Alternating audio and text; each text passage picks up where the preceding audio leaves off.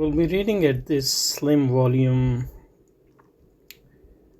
of debate between German philosopher Jürgen Habermas and first German Pope in a long, long while. And the so-called debate was about the role of religion and about secularization and reason and religion. And then it was published as a slim volume entitled so the volume is called The Dialectics of Secularization on Reason and Religion, and we are just going to read through it, and if there is something to discuss, then we are going to discuss it. At the end of the book there's an introduction of the authors and the editor, so we're just going to go through their introduction so we know who we are talking about. So Joseph Ratzinger, he's a pope, or the pope, retired pope, or the pope who resigned and recently died. Joseph Ratzinger. He was born in 1927. He studied philosophy in Munich and other places. He was ordained to the priesthood in June 1951. But he's a priest, but he's also he wrote his professional dissertation, Habilitationsschrift, which in Germany you write after your PhD thesis, on Saint Bonaventure or Bonaventure. Saint Bonaventure is an important Christian theologian and also a philosopher. I'm a bit interested in Saint Bonaventure because although he lived obviously before St. Thomas Aquinas, he holds certain positions which are, for example, on the eternity of the universe, which are the exact opposite of the position St. Thomas Aquinas holds, in the sense that St. Thomas Aquinas, although as a Christian, believes in the creation of the universe. He also grants it that rationally it's possible to conceive of the universe as to have existed eternally. Now that's the position which is rejected by Saint Bonaventure, and I'm interested in this because this rejection of Aquinas' position resembles Imam Ghazali's rejection of Aristotelian conception of the eternity of the universe as irrational, or at least against the reason or against the requirement of rationality, and not just against the Islamic belief, for example. Anyway, so in the Department of Fundamental Theology at the University of Munich in 1957. In the following years, he was professor of dogmatics. That is what we call aqaid in Islamic term, dogmatic, in a Christian belief system, and fundamental theology at the Philosophical and Theological Academy in Friesenich, and then professor of fundamental theology at the University of Bonn. So he's an academic, priest, but also an academic. From 1962 to 1965, he was the official advisor at the Second Vatican Council. He became professor of dogmatics and the history of dogma at the University of Münster Munster in 1963. So he moved to a professorship at the University of Tübingen in 1966. He has worked in German universities, like mainstream German university, for a long time. From 1969 to 1977, he was professor at the University of Regensburg and became the vice president of the university in 1976. Wonder whether this is a Catholic university. I don't know this university. On March 25, 1977, Joseph Ratzinger was appointed Archbishop of Munich and was created cardinal in the same year.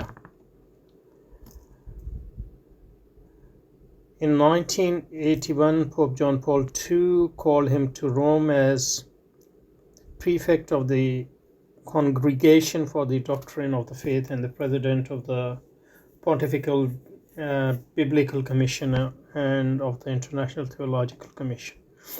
From 1986 to 1992, the cardinal headed the papal commission that drew up the Catechism of the Catholic Church. That I think that's the book of their accepted beliefs and doctrines, I guess. In 1998, Joseph Ratzinger was elected Vice Dean and in 2002 Dean of the College of Cardinals. He has received many honors. He was a member of the second section of the Vatican Secretariat of State and the Congregation for the Oriental Churches, Divine Worships, and the Discipline of Sacraments, the bishops, the evangelization of peoples, and Catholic education. Well, it's a long name. In 2000, Pope John Paul II appointed him an honorary member of the Pontifical Academy of Sciences.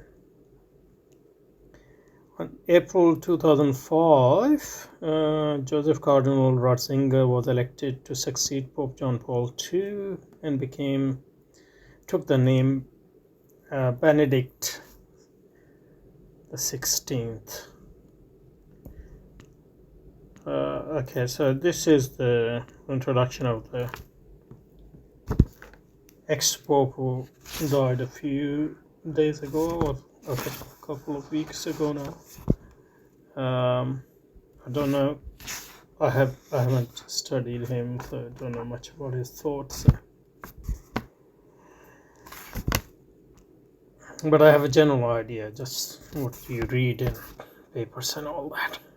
He's supposed to be a traditionalist. Let's see what I mean by traditionalist. Okay, Jürgen Habermas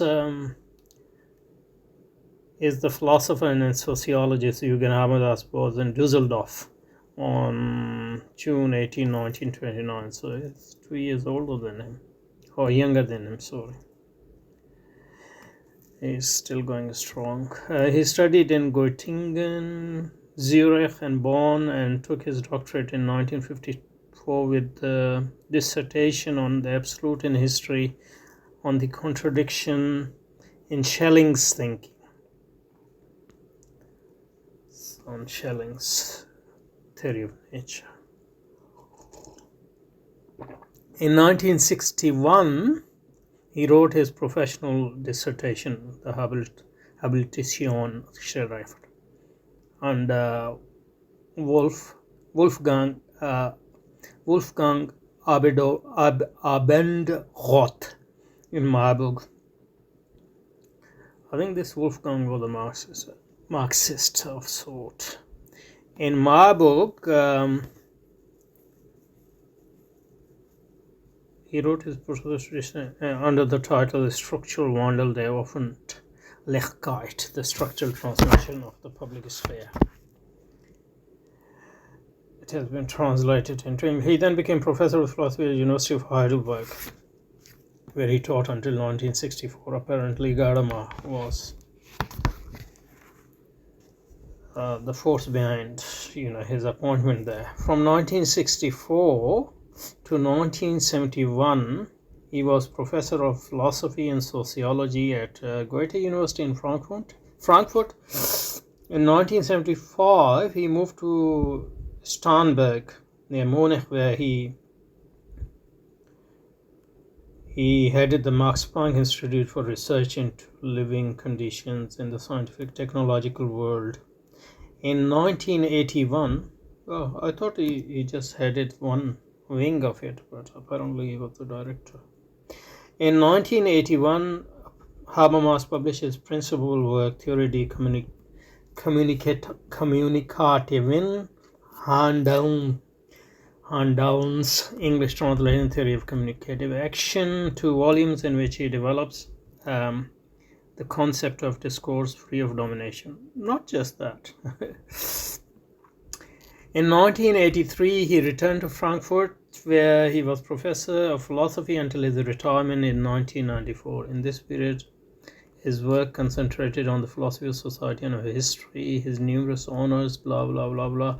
In 2000, he received the Kyoto Prize for his life achievement. This shows how Japan is part and parcel of the Western civilization. This is one of the highest honors bestowed for cultural and academic activity. Now, Florian Schuler studied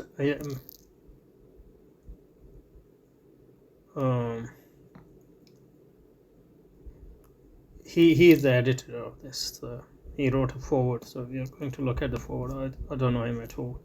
Was one by the way, I know Habermas and his work very well. I don't know him personally, but I've read almost everything he has written, so I'm one of few in the world.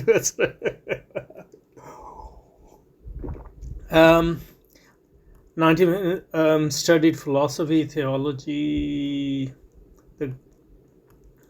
In 73, was ordained to the priesthood in Rome. He was the then prefect. And so he's related to the Catholic Church anyway, in some way.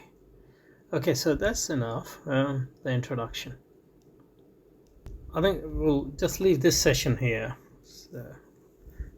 so people can just get the idea of the authors and the editor.